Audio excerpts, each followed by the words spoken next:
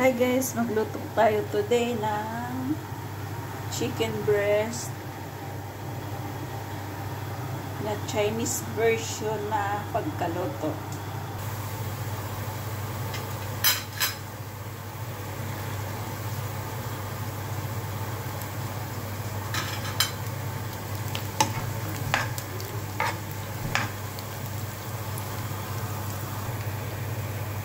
Ayan, okay na yung ating ricado. Isusunod na natin yung ating manok.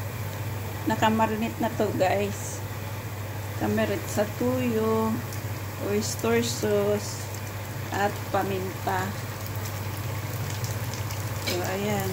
I-mix lang natin yan.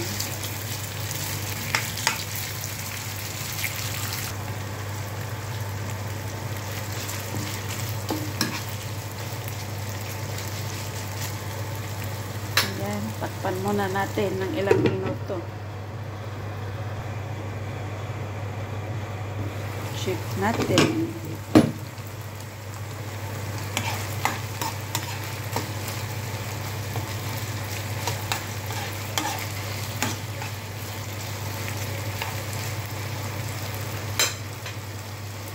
Lagyan na natin ang ating American pepper, red pepper, sa Bisaya, kagoko. Kagoko kayo dyan, mga Bisaya. Ayan, takpan natin ulit.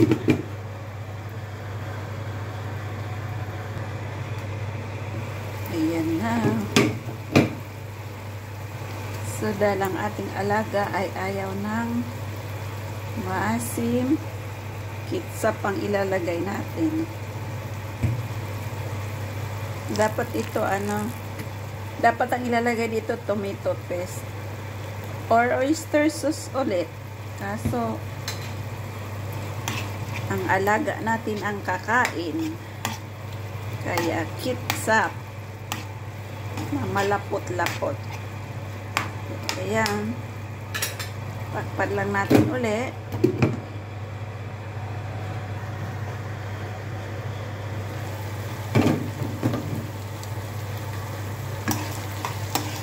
Ayan, okay na yung ating ala Chinese na menu. Natikban na natin guys. Okay na yung lasa natin. At kayo rin, magluto kayong ganito. Masarap ito guys. Ready to eat.